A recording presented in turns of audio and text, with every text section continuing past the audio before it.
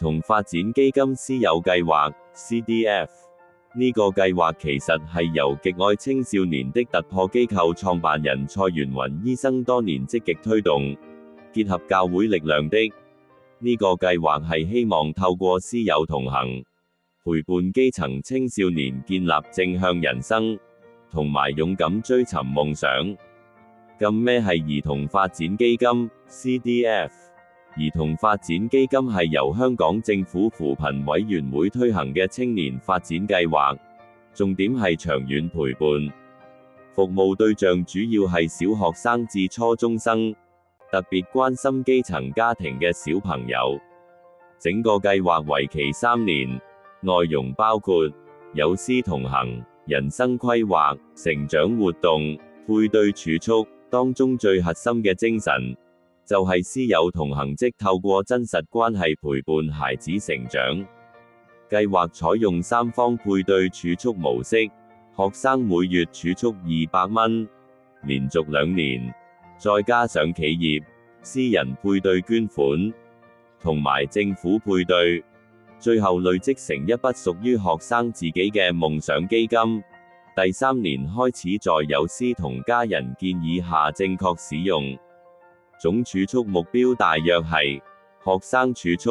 4800港元，企業配對4800港元，政府配對4800港元，合共約14400港元，幫助學生實踐夢想。不過要特別留意，有師本身係唔需要負擔任何金錢支出，只需要呢3年願意付出時間去陪伴學生同行。今次有參與呢個計劃嘅機構，係同蔡醫生有緊密關係嘅 CityLab 幸福實驗室，透過進念思維正向教育，幫助基層小朋友建立自信、抗逆力同人生目標。佢哋相信，人嘅能力唔係固定，只要透過學習、努力同堅持，就可以不斷進步。當中亦包括 PERMA 幸福感5大元素：正面情緒、投入感、人際關係、人生意義、成就感。師友計劃3大特色，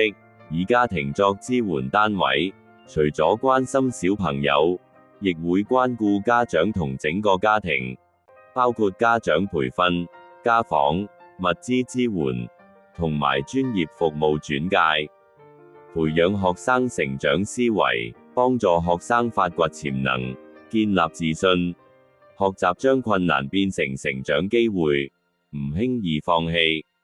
CityLab 都同與教會深度合作，透過教會安排有師同行，讓教會可以持續接觸學生同家庭，關心生命需要，亦為福音播下種子。參加計劃嘅學生參加資格。學生需要每月儲蓄200元，連續2年，參與培訓活動同分享會，每月至少同有師聯絡1次。家長需要參與家長培訓，配合家訪同行，一齊陪住小朋友成長。經濟資格方面，只要符合以下其中一項即可領取綜援、全額書簿津貼、在職家庭津貼。家庭收入低於全港住戶入息中位數75%。有師嘅資格同承諾，年滿18歲，有成熟開放嘅心，得到教會推薦，願意接受有師培訓，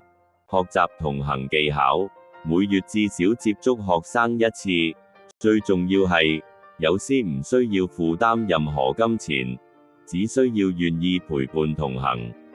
呢個計劃亦得到好多校長支持，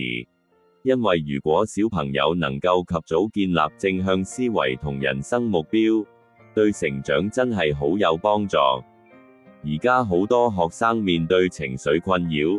甚至自殺問題越嚟越嚴重，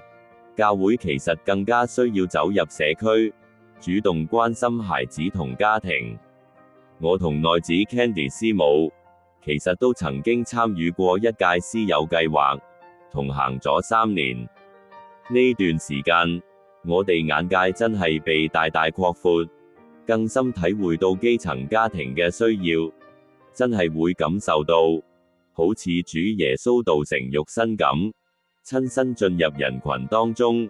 同弱勢家庭同行，建立生命。